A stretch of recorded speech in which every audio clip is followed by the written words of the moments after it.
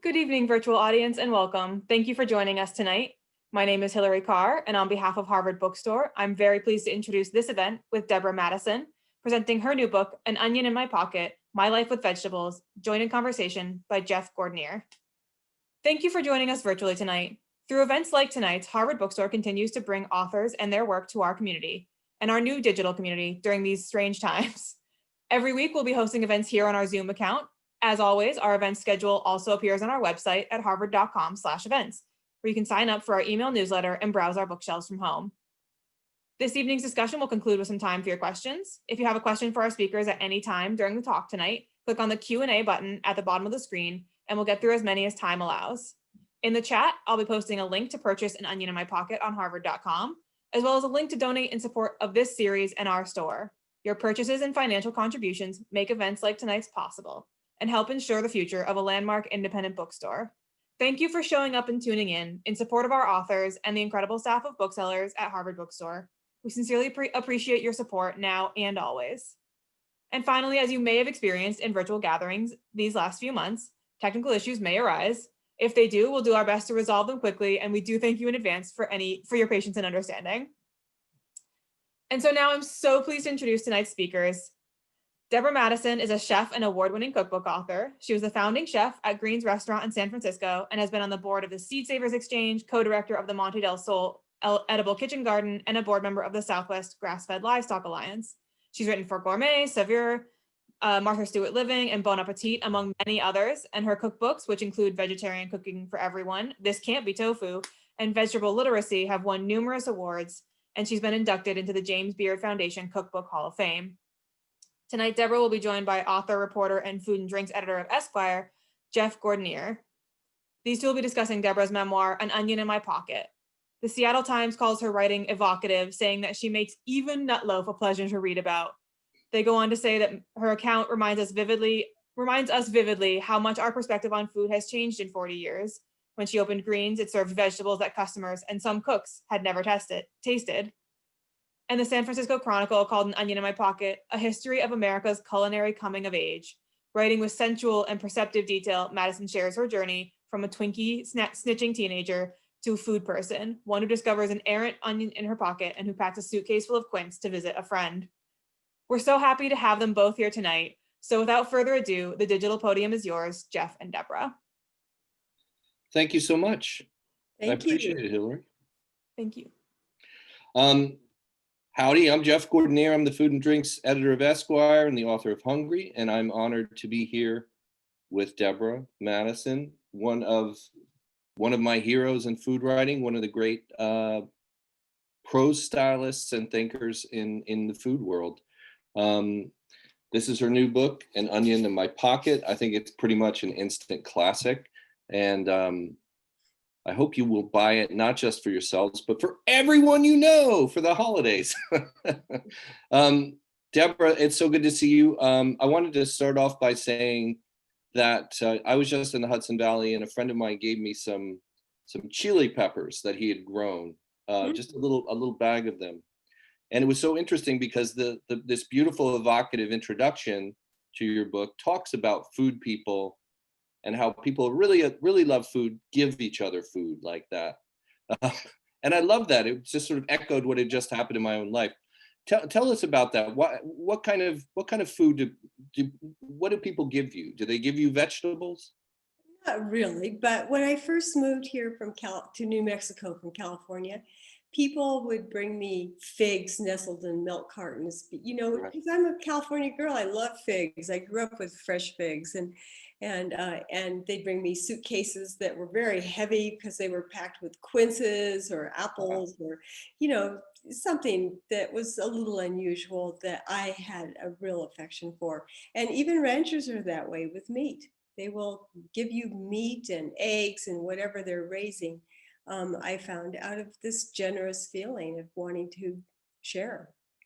I was emailing with a rancher recently. It was a similar thing. He was like, I just want to give you some meat. And I was like, oh, you know, that's very generous of you. You know, we have a small fridge. He ended up bringing this giant bag. It's funny, even in this pandemic time, I'm finding that people are more generous than usual even. There's this spirit of giving. That's good to hear. I'm glad to hear that, actually. I feel very isolated. I live in a tiny village in northern New Mexico, 200 people or so.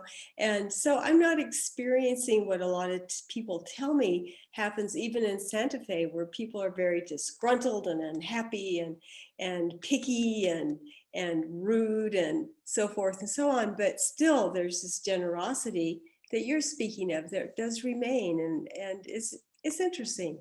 It's very interesting. When we were in the virtual green room here, you said that you're actually sort of a Chile wimp when it comes to, is that true? Can you explain that? It is. I am a chili wimp. I read a wonderful book once by Amal Naj called Peppers. And after I read that book, I went to a Thai restaurant and I ordered everything that had 4 chilies on it, which was the hottest thing, because I wanted to experience that euphoria. But whoa, it was so hard getting there. You know, it burned and it ruins your coffee, and I don't like that. But I do love certain chili dishes like a red chili enchilada. You know, and if I've been away and I come back to New Mexico, like I've gone to California or someplace, that's the food that brings me home. It really is. So it's odd. But I don't like super hot chilies. I have a hard time with them. I cough and sputter and I make an idiot of myself, and you know, and I don't enjoy it. It's good you're honest about that. Oh yeah, I have to be. Otherwise I'd be tested all the time. Right, that's true. So when we look at back at all your accomplishments, I don't think people would think of you as having wasted any time. But one of the chief narrative aspects of An Onion in My Pocket is that there was essentially 2 decades that you lost, as you describe it, sort of like 18, 20 years that you weren't working, you were, and that's sort of the core of the book, which is something you haven't talked about in great detail in the past, it seems. Yeah, So yeah. so tell us about that. Tell it to people. We have a good crowd here. The people who are not yet up to speed on what the book's about. What are the lost years? Well, during my 20s and 30s and almost 40s, I was a Zen student in San Francisco and at Tassajara, which was our monastery, and at Green Gulch Farm, which was our farm. And I felt uncomfortable about that. And of course, I was working very hard. I just didn't earn any money, you know. Mhm. So when I went to the Social Security office, she said, the woman who was printing out my papers said, looks like there's 20 missing years here. What happened? You know, and I just didn't want to explain to her what happened, what I was doing exactly, because I think for most people, those are very formative years. You have children, you raise your family, you get married. I did none of that. You know, I was a monk, basically. Did you feel like, I mean, some sense of embarrassment, like that you had wasted those years? Well, I did at a certain point, because I felt like I should get a PhD in something, in Right. anything, you know, just to be more useful in the world. And I didn't, and I haven't, and I probably won't actually at this point. But so from that point of view, I did feel embarrassed and kind of, you know, useless, and what was it all about? That's amazing to me. I have spent some time, particularly at a period of my life, reading the Dharma and meditating at an Mhm. absolute amateur level compared to, the depth you approached it with. But nevertheless, I have nurtured this fantasy, and I think a lot of people do, of like moving up to that retreat in Nova Scotia or something, and just, Yeah. I mean, I think a lot of people um, cherish that idea that they could do that and spend a lot of time in meditation, zazen, but the way you describe it in the book, it didn't sound that fun. Well, it was hard. I mean, it's very Yeah, hard work, you know, as yeah. you know, probably. Um, it just is. And I think we all kind of believed in the possibility of nirvana or enlightenment or something. And now it seems like it's just all samsara. I don't know. Mm. That's where I am right now with what's going on in the world. Oh, that's interesting. Yeah. Yeah, we would just accept that that's where we're at. Yeah. Yeah. Yeah. What can you do? Right. Why did you join in the first place? Well, I'm not sure, but Alan Watts was, I mean, we had only one radio station in our house, and it was KPFA from Berkeley. And it was a very interesting station to have on. And my dad was very interested in Buddhism, and he made a point of listening to Alan Watts's broadcast twice a week. And if it was on, I heard it too, Yeah. and so at one point he's talking about monks begging, and I could just see it happening, unfolding in front of me. And I was only 16, I think. So at that point, I was just finding out about boys and going steady and clothes and things like that, very mundane. And I didn't think I wanted to go there. But later I did. And I think it was partly because I love Japanese things so much, and Japanese people. And my dad was a professor at UC Davis, and he had Japanese students who came to our house, and all that conspired to show me that another way of life was possible. So it wasn't necessarily a spiritual quest or that sort of, like, I don't get the sense of necessarily seeking in that, and from that vantage point from the book. It begins, as you say, with a fascination with Japanese culture and stuff, but then to devote so much of your time to it, it made me wonder what you were seeking. I don't know.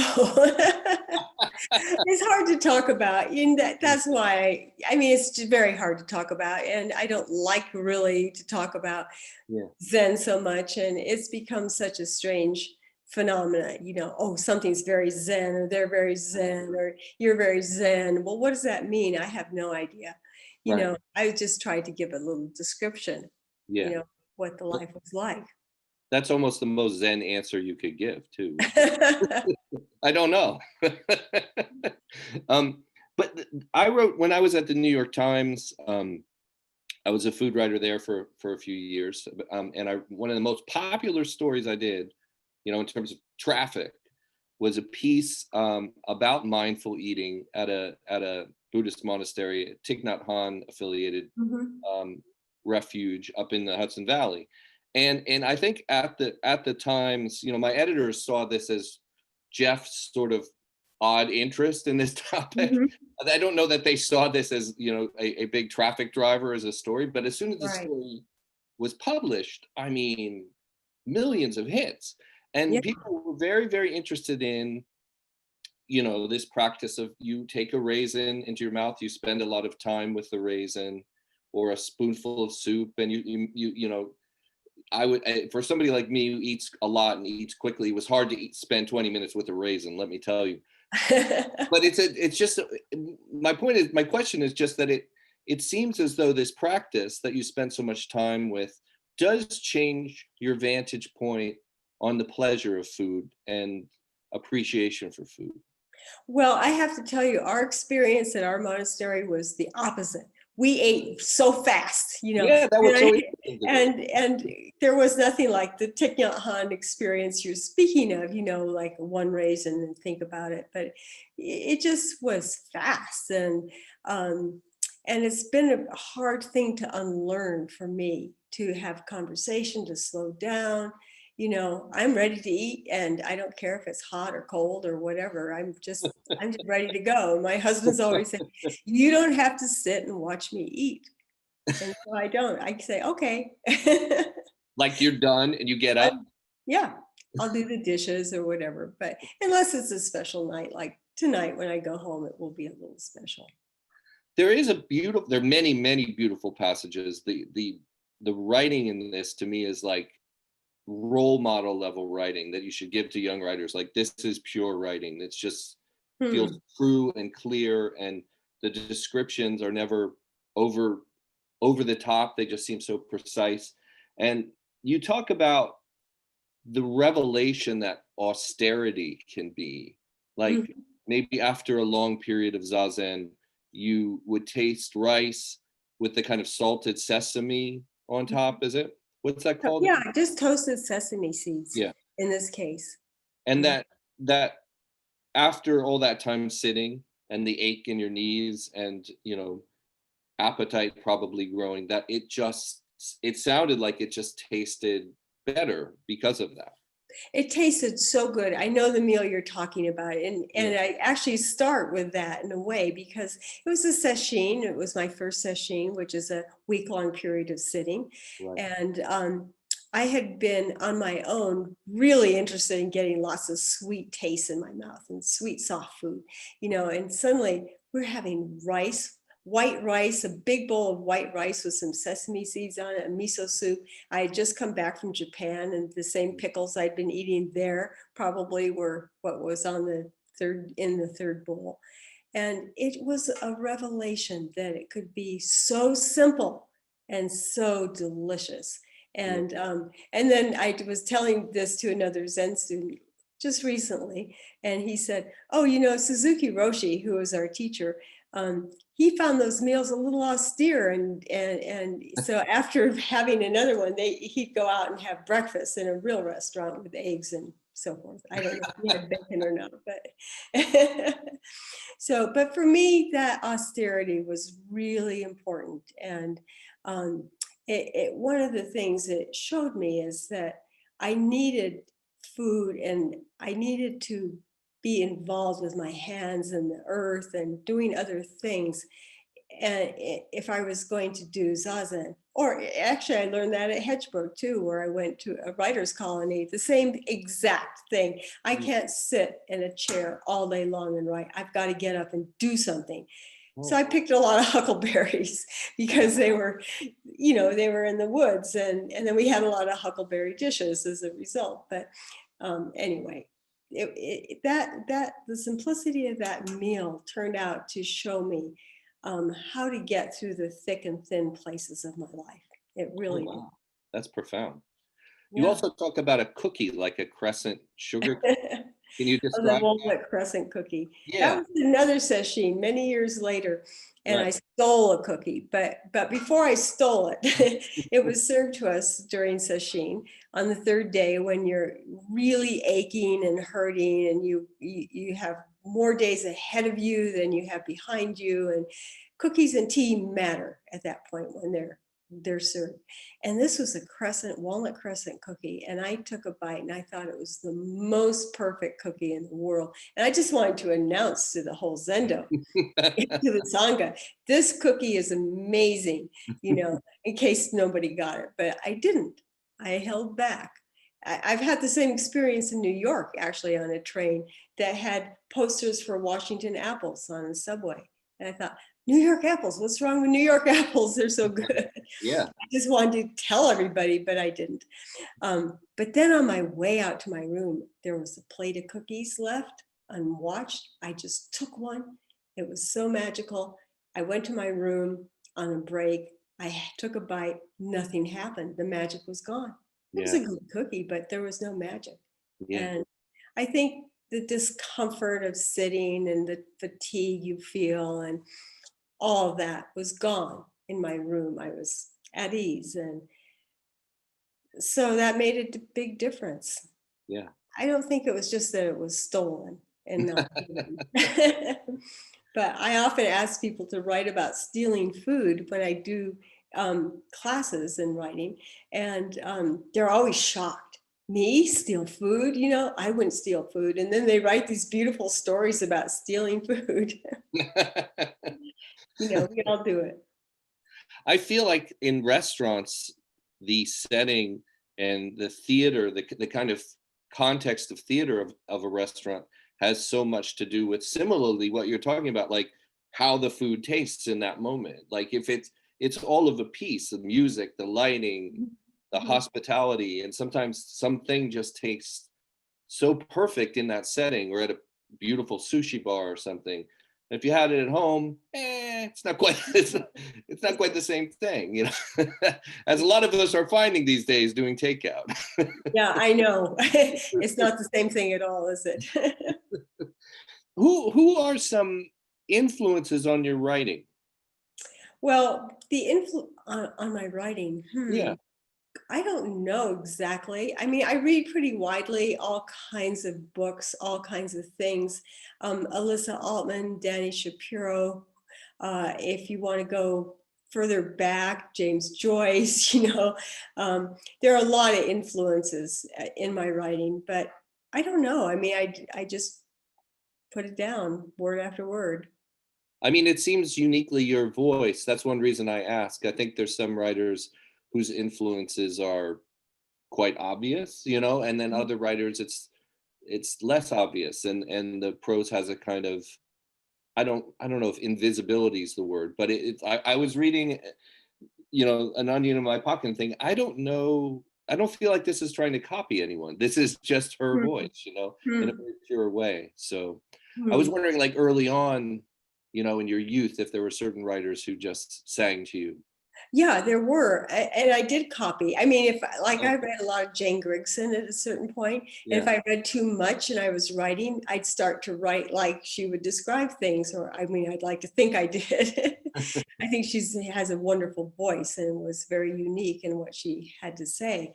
But I had to watch out for that tendency, when I was much younger, I think, um, to to copy people Yeah. and to sound Absolutely. like them or Yes. to think that I sounded like them. I should point out that this book is about many, many things, and we don't have enough time to explore all the beautiful chapters. But I was very drawn to the character of your father. Um, Mhm. Character, to the way you describe your father. He sounds like a captivating, beautiful guy, and he almost kind of a Johnny Appleseed figure in a way, planting trees all over the place. Oh, Tell yeah. us a little bit about him and how he formed your relationship with food over the years. Well, my dad, I mean, that's a complex, big subject right there, Yeah, sure. as my mother would be, or any of us, or you, or whatever, but, or whoever I should say. But he was kind of he wanted to farm. He was a Midwesterner and he wanted to farm so badly. And after the war, World War II, he came home and he started to farm. He and my mom had various farms together. And at a certain point, lightning hit the barn, it burned down all the cattle, and it was just too much, I think, for them to recover. So he went to Cornell and got a PhD in botany Mhm. instead, and which seems kind of related to me in a way. And my Cool. brother also has a PhD in botany, and And he he's a just like farmer. planting things. Huh? He just like planting things, it sounds like. Yeah, and he was a renegade planter, and Yeah. he'd plant a fig tree in a park because it is still there, Oh yeah. in Davis, or he ripped out one kind of apple tree and put in a better one in the school garden behind our house because he just thought it was a better apple, and he was right.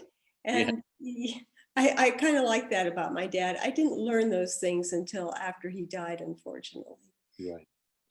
It sounds as there one of the things that really leapt out at me, there was a paragraph about this, you had a kind of romance about farms because of your father and his roots, and also of course being in the Central Valley and Davis, California, Mhm.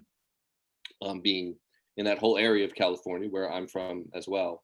I'm from farther south, but I know that Yeah. how agricultural that area is. And then at a certain point, um, you were made aware of the suffering that the farm workers were enduring. Their incredibly shoddy places they had to live, the low Yeah. quality of their water, and you were awakened. I mean, it sounds like your consciousness shifted with that. Could you talk a little bit about that? Sure. Yes, it did very much. I was a student at UC Santa Cruz at that Yeah. point, and somebody had said, "Come with me. I want to show you the housing, where the immigrant Mexicans are working in the Salinas Valley." So I went, and Salinas, of course, is where all the lettuce for our whole country basically is from.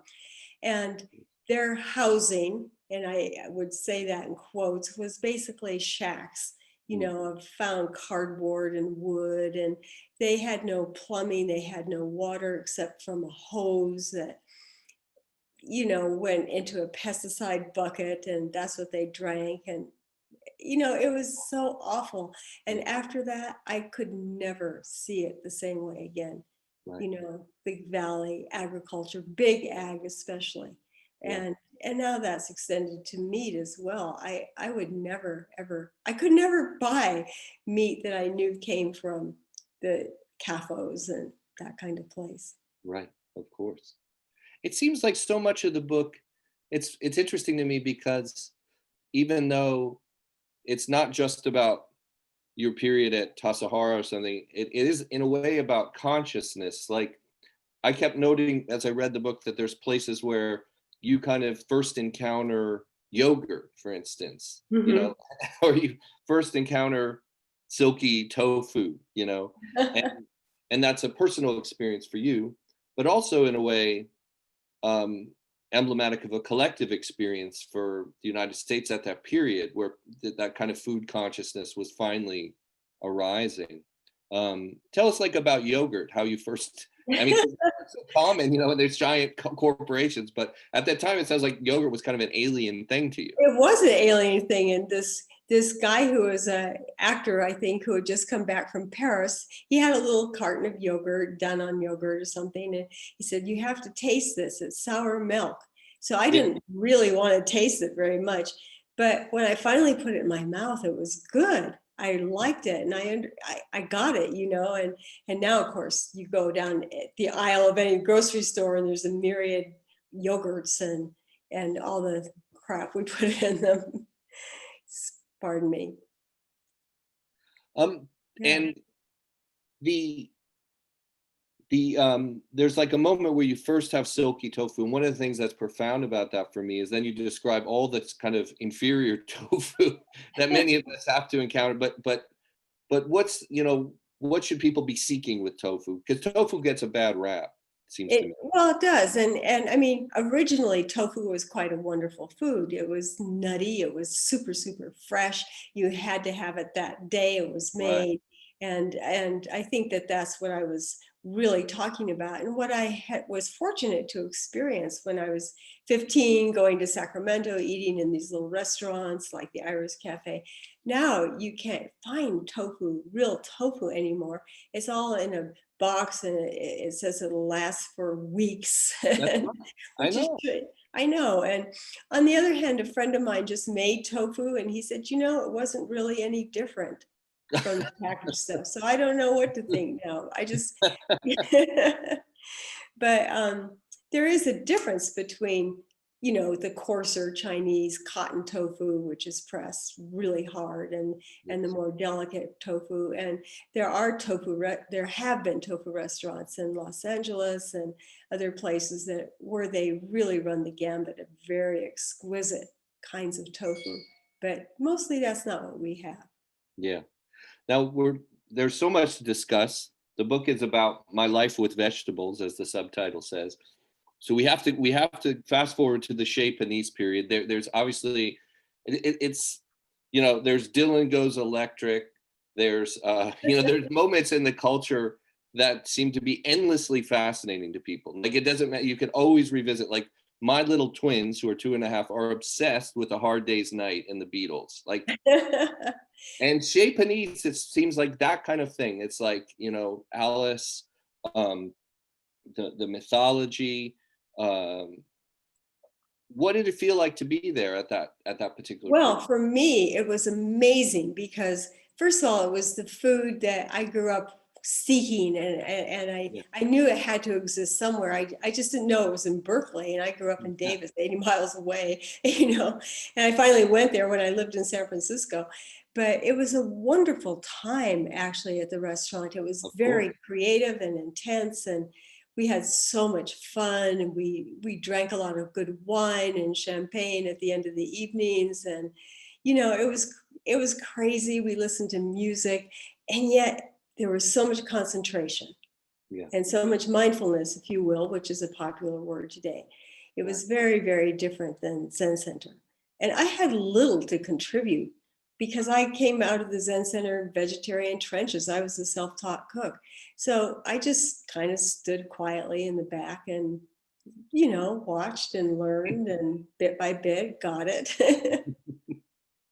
It's funny though, because I think Chez Panisse has almost a holy reputation too. It's almost like seen as I mean, Alice is almost Alice Waters. If anyone listening doesn't know, I would imagine you all know. But is almost like a spiritual figure in the American food history at this point. So it's like you left Tassajara, but went to a new Tassajara in a sense. Like, Yeah, I did. It was quite an education, really. yeah. It was the best thing I could have done. And I was still a Zen student and going across the bay, to and from work every morning and very early after Zazen, after service, and after all of that. And my editor said, "Well, how could you do that?" I said, "Well, I was young. I had a lot of energy. Yeah. I really was." And it really didn't make a difference to me in a sense because I was still a Zen student. I just happened to have this job Right. at Chez Panisse, and it was wonderful. Has your relationship with pleasure changed over the years in terms of the pleasure of eating? I don't know. I haven't thought about that. I don't know. I don't know. It seems like you describe those moments of pleasure so well, like some of the ones we've referred to. And it made me wonder, it seems like the relationship that your father had with food and the relationship that your mother had with food, it was very different. Oh, totally.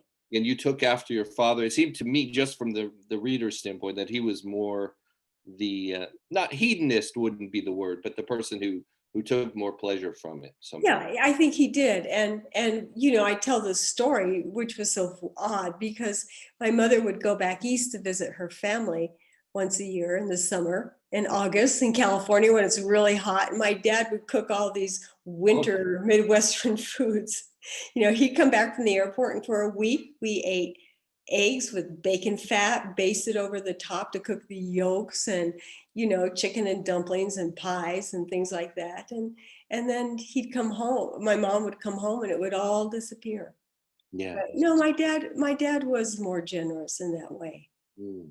And not just with food either, with things and stuff. Mm.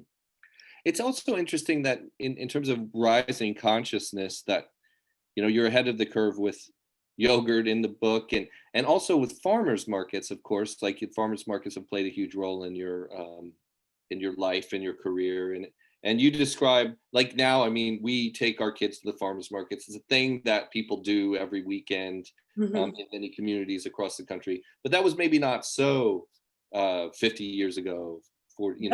No, it wasn't. I think that's about the age of our farmers market here in Yeah. Santa Fe. But when I first went to it, there were maybe a half a dozen farmers, and they sold very indifferent tomatoes and a few carrots, but they would also have pozole and chile and choke cherry jelly, which I brought back to Greens and tried to work with.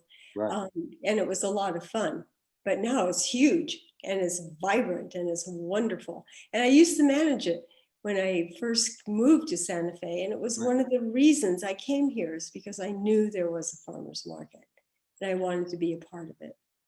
Yeah, this is in a way a question that, you've also worked with seed saving. You've done all this kind of work that seems so important these days, always important, but even more pressingly important now. And I wanted to ask a weird question maybe, but with all the challenges we have environmentally from the climate change standpoint right now, what can we do that would be useful? Do you have perspective on that? What each of us could do through cooking, growing, advocacy, seed saving? All those things. I mean, I ask myself that all the time, and I just have a long list, and you just mentioned a bunch of things that are on it. But I do think shopping at a farmer's market is important. The USDA does not really want to help us particularly. So you have to go to a conference. You have to take responsibility for informing yourself about what's good for you and what's not. I'm always sort of surprised when you see school lunches. Oh, aren't these great? They're so healthy. And well, are they really? If you examine what's in them, nobody ever talks about how food is grown or soil or anything like that. Although they're starting to. But I think all these things are important on every level, and certainly growing some food is important. Right. You have a much more tender relationship to the food that you grow than food you buy. If hailstorm hits your tomatoes or something and they're pockmarked, you'll find a way to use them. Yes, You that's right. won't pay for them necessarily. I I have mean, the market. Yeah. I have noticed during these pandemic months that there's much, at least among my neighbors here in the Hudson Valley, an increased focus on growing your own food and foraging among people I know. You know, and people Mhm. who maybe always thought, "Yeah, I'll get around to doing that," but suddenly they are doing it because Yeah. it's more sensible. You know, I think that's true here as well. yeah. We actually have a ton of questions coming through from Oh, the good. Good. yeah.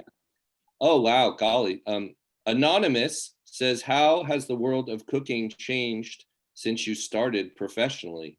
That's a big Oh, question. my goodness. Let's see. Shall I be brief or long about that? Whatever you want. I mean, you know what? I mean, ingredients have changed for one. I mean, I remember when soy milk, you had to go to a odd little place to get a pamphlet on it in the health food store. Now we have all these different so-called milks that aren't, cow milk. We also have organic dairy. A little bit of it is still left. But I think food itself has changed. And when I've gone over and looked at the menu at Greens, food goes in and out of style. It just does. I mean, wilted spinach salad, we don't feel a compunction to make that anymore. But when Greens started, you had to have that on the menu. You Right. had to have a mesquite grill. You had to roll your own pasta. It was a different time. It was a rich time. People went out for a celebration. They didn't go out to have a meal that they would like to have had at home if they had the energy to cook it. Mm. You know, I'm a restaurant writer, restaurant critic, that you know, we who traffic in that sort of work, we will text each other from time to time, like, yep, they got the Brussels sprouts, they have the beet salad, they have the kale salad. There's certain things that or burrata, you know, they become emblematic of a period in eating, the same way certain styles in fashion or music or film are, you know, you say, oh, that's an 80s film. Like there are dishes that are just on every menu, and they're not bad dishes. It's just that they start to become kind of cliches. So then they Yeah. fall. They do. And oddly enough, the most popular dish in vegetable literacy from the New York Times and magazines like that point of view was a very 80s dish of an onion tart with cream and butter and eggs and blah, blah, blah. It was very, very rich. And it's the only recipe in there that's like that. And that's the one that people told me about over and over again. That's so interesting. That's Yeah, so it interesting. is. That's amazing. I mean, yeah, it's funny. Just for lunch today, my wife got onions, like French onion soup, and you know, like sometimes these things are just they're so satisfying. They Okay, let's are. get another question here. Okay. Susan asks, I just want to thank Ms. Madison for helping me raise healthy children through her wonderful recipes. The first thing my paramedic son asked for when he came home for a few weeks this summer was a bowl of quinoa chowder. Oh, well, thank you, Susan. I like that recipe actually. It's Lombardi Rojas's recipe, and I read it, and I couldn't understand it. I couldn't get it, so I just did it very much by the book, and then I've elaborated on it. But you can do it from start to finish. Coming home with a bag full of groceries to putting it on the table in less than 30 minutes, if you want to, and it's really good and it's really interesting. Why So, didn't you understand it at first? pardon me. Why didn't you understand it? I don't know because I don't particularly eat eggs as a garnish or like eggs particularly, or he was making it into a soup with spinach and chopped eggs and feta cheese, and I don't know, I couldn't read it in my mind Oh somehow, yeah. Yeah. so I just had to do it. And I love recipes for that reason.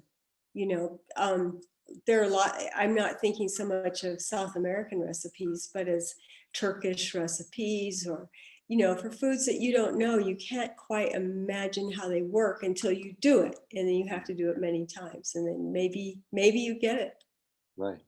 There's a great passage in an onion in my pocket where I guess it was at Tassajara, where you talk about how they would pass around food and you could take it or not take it, and sometimes it would be a soft-boiled egg, and you don't like runny. Oh yeah.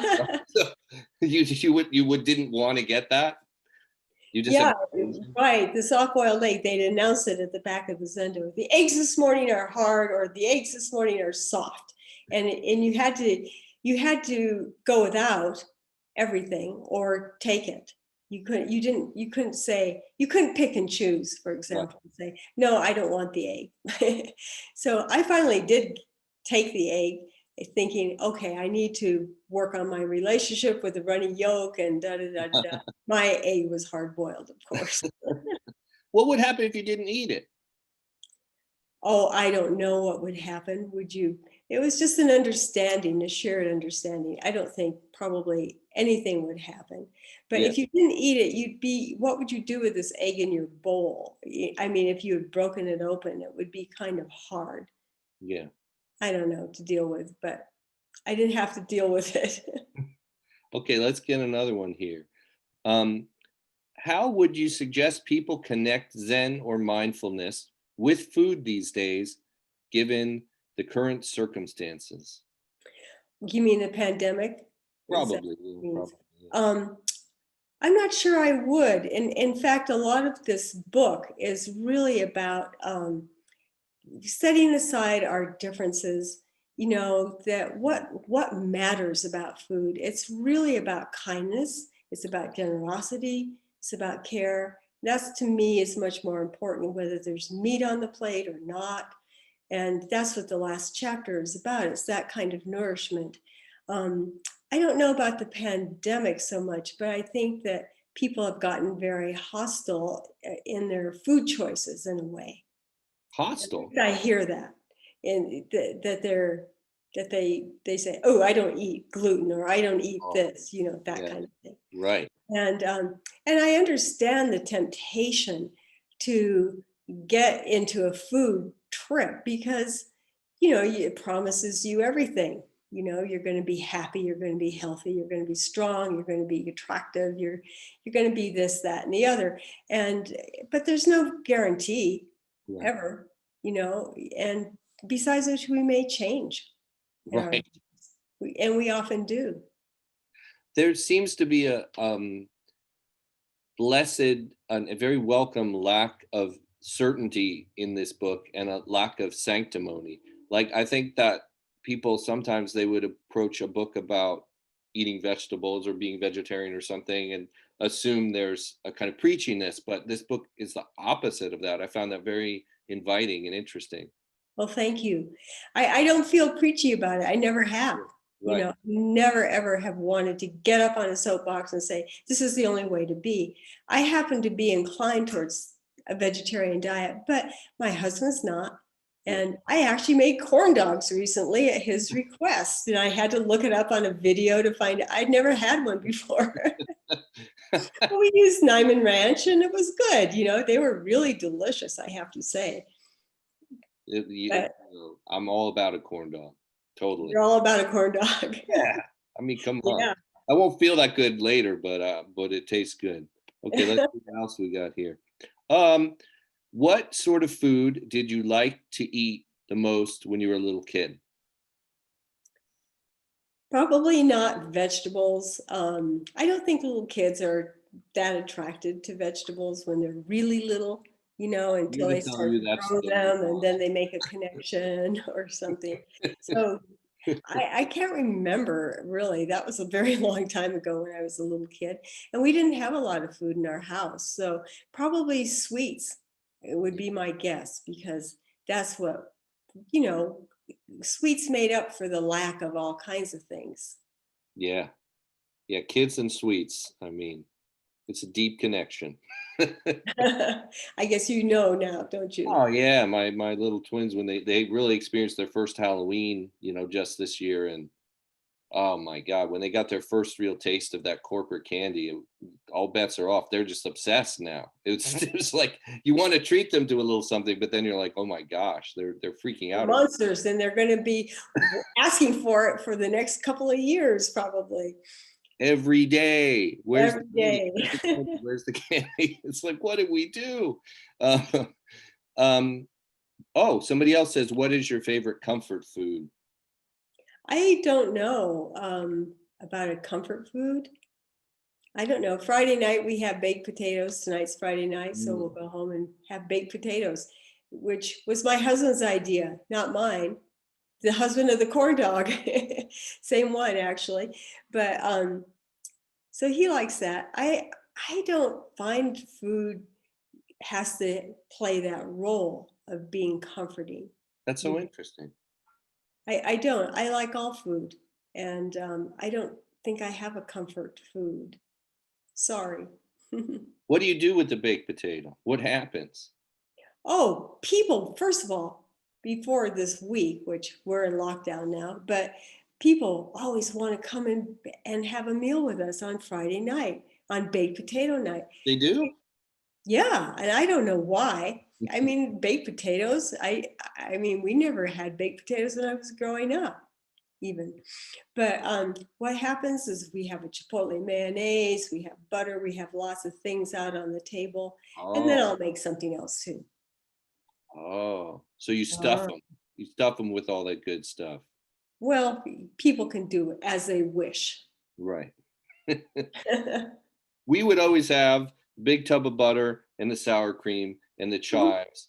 mhm. And it was sort of a test in the Gordinier family to see who's going to opt. But pretty much everyone in my family would do all of the above, like sour cream, butter, and chives together, just Yeah, tons of it. yeah, I do that. That makes I me feel like that. better that you do that. I've Of always felt course, some guilt about it. no guilt. Um, Questions keep coming in. This is great. When you're entertaining, which dishes do you gravitate toward? Which dishes? Yeah, Well, that's a loaded question because I have a lot of dishes, but yeah, I know you're talking about food. It's going to depend on the season, really. I mean, I always love a salad course. The main dishes, it depends. It depends on who's coming to dinner and what they expect.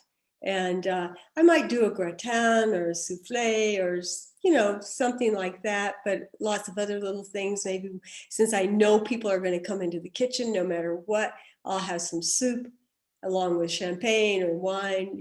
So people can have a little thing of hot soup on a cold night. oh yeah, It's starting to get cold now. that sounds good. Various things.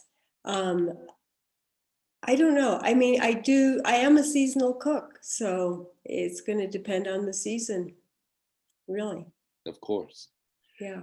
One of the words that leapt out at me in this book was gruel, because I only knew gruel in a sort of abstract way, like from Charles Dickens books and stuff, and I just assumed it was some horrible kind of oatmeal thing that kids had to eat at like schools in England. But it turns out your context of gruel is totally different than that. Well, So, it is. so what is it? So the gruel at Tassajara, which was usually the dinner, Yeah. was a mixture of the foods that came before. They were all dumped in a pot, and stirred together. So sometimes a gruel could be really good, like if it were rice and beans and cheese and scallions or something. That sounds pretty good. But sometimes they could be really awful if they had scrambled eggs and miso soup and oatmeal and things that, yeah, like you're making a face. They would Things just that mix don't them go. together and that would be dinner? Yeah, that and then there were two bowls at dinner instead of three, and the second one might just have a vegetable in it of some kind. But yeah, gruel was hard for me because it often I didn't like it, but if you took it, you had to eat it. And you had to it fought with you in a way, and in a way it didn't matter in the end. I don't think it matters. I don't think about it at all now.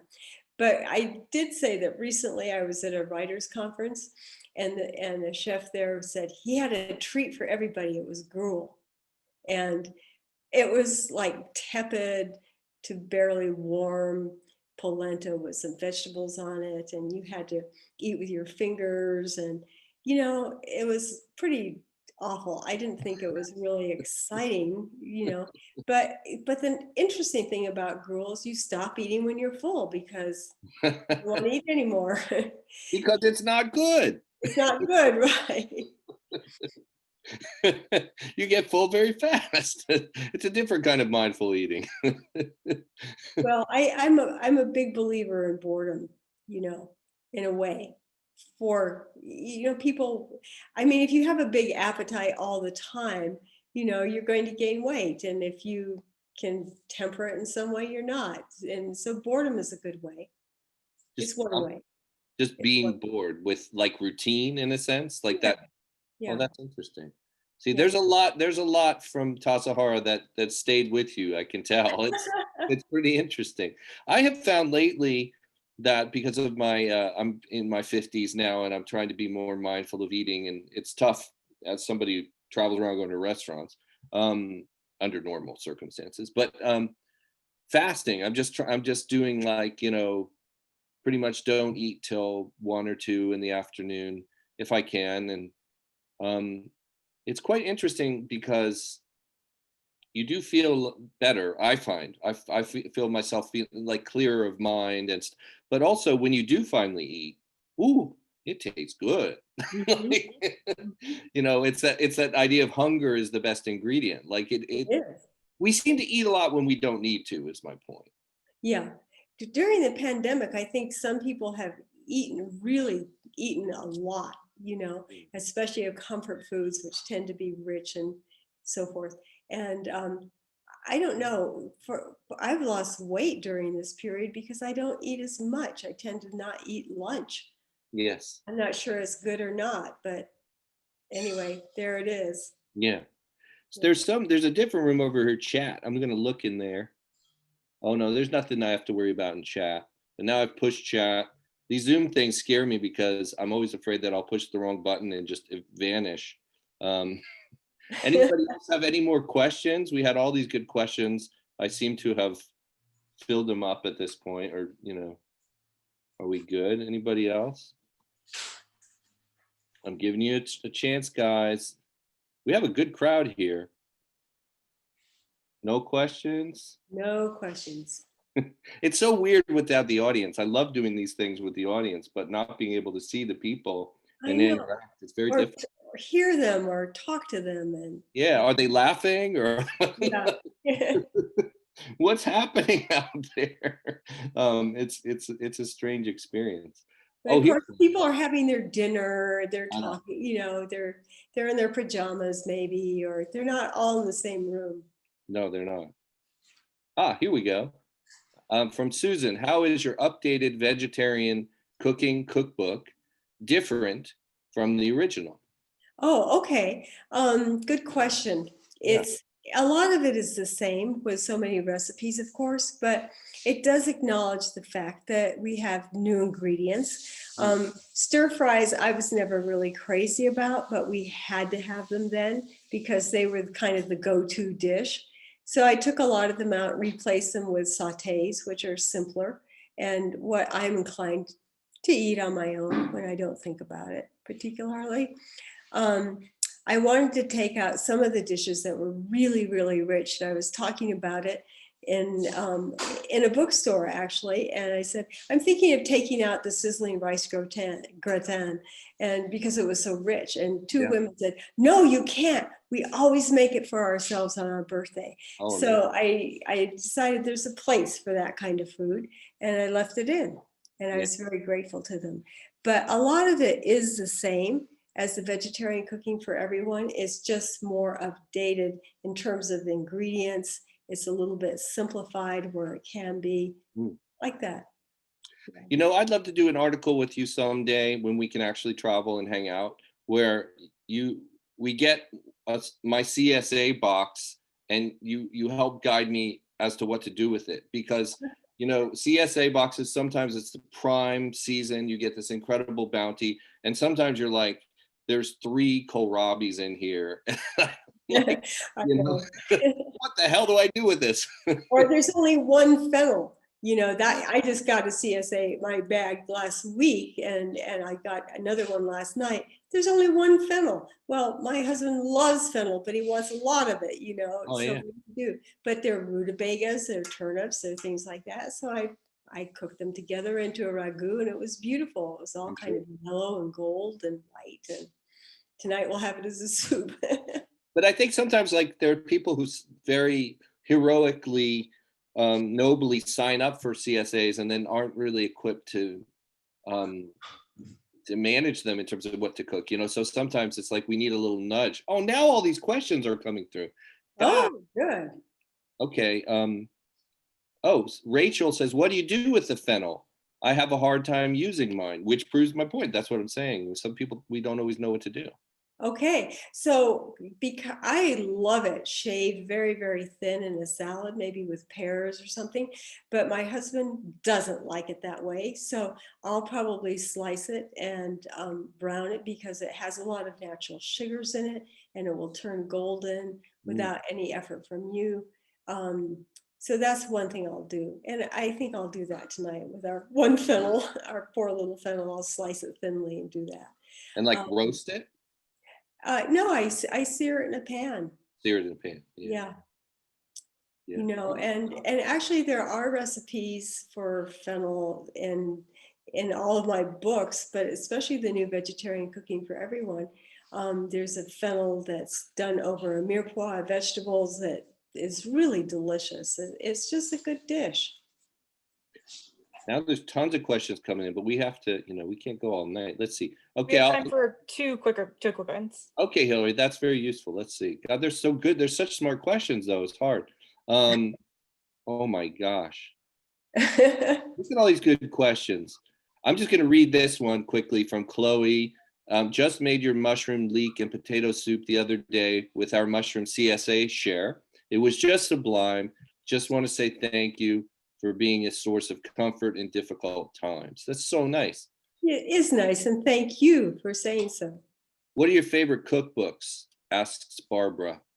Oh, I'm not good on the favorite questions, particularly. They're not my favorite, but Yeah. let's see. I do like Paula Wolfert's books on grains and greens, and her Moroccan cookbook I still use a lot. Ottolenghi's books I really like. And I get them, you know, so I understand what he's trying to accomplish, I think. And I'm very attracted to food at that part of the world. Yes. What else? I can't think of anything right now. Someone has a good question here, which this will have to be our last one, alas, but it's a smart one, and it's not a favorite one. So Okay. it's about how the food media has now become not dominated, but infiltrated, shall we say, by Instagram influencers and the role of the visual. I actually did an Instagram post about your book earlier today, and I looked for your handle and I noticed you hadn't posted anything for like 3 years. So I didn't even tag you because I thought she maybe just finds us annoying now. So what do you feel about Instagram and influencers and this digital role in talking about food? I don't know. I mean, as you said, I haven't really made a contribution to Instagram in 3 years. So You had good posts though. that says it all.